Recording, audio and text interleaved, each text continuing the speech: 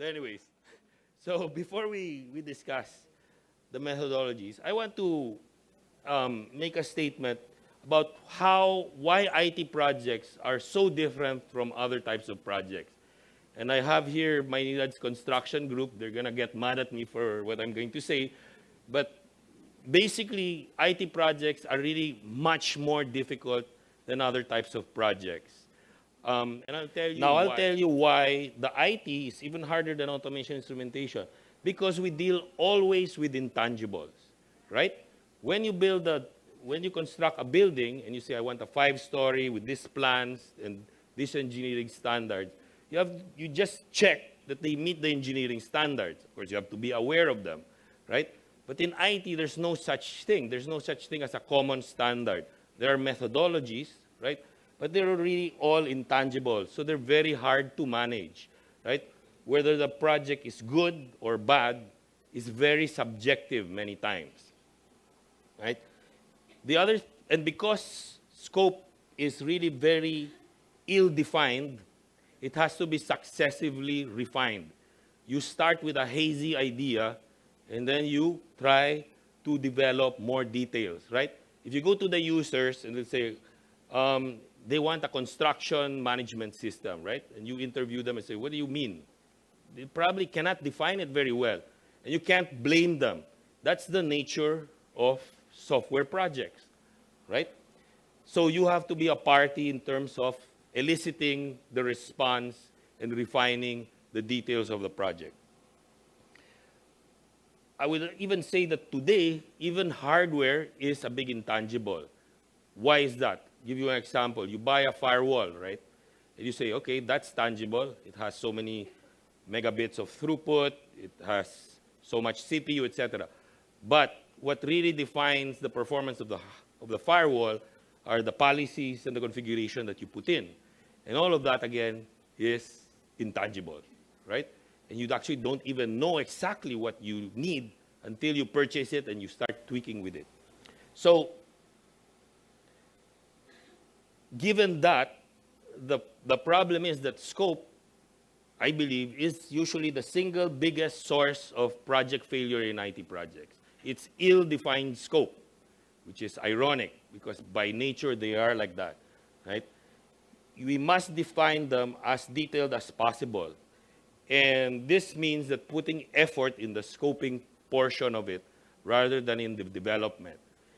The more you devote in terms of proper scoping and proper definition in the beginning, it pays more than 10 times to do that later on.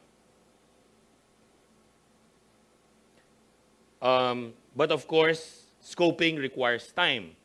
And sometimes that's something many of us can ill afford. But what I'm trying to say to each one of you is that the more you devote it in the beginning, the better it is overall, right? Don't try to catch up later. So, this is a saying. It says, an IT project evolves in time, and any change becomes more expensive to address with time, and yet the ability for the project manager to see the need for the change is harder at the beginning of the project, right? It easily becomes apparent when you're near the go live, but not during the beginning, right? So, by the way, this is a famous saying. Does anybody know who says this? Well, it's a guy called Francisco Castillo. I'm just kidding. Which is that an IT project, as it evolves in time, they always have bugs, right? I mean, there's no such thing as a bug-free software project. And as we progress with time, it becomes more expensive also to address the bug, right? If the development has been done and you detect the bug, it's more expensive during the blueprinting. But in the same way, the ability for you to detect the bug is really more difficult in the beginning, right? By the way, do you know who said this? Yeah, myself. So as conclusions, technology is becoming more and more pervasive. It's really an integral part of every business. Technology by itself is of no value, but it must deliver a clear business benefit.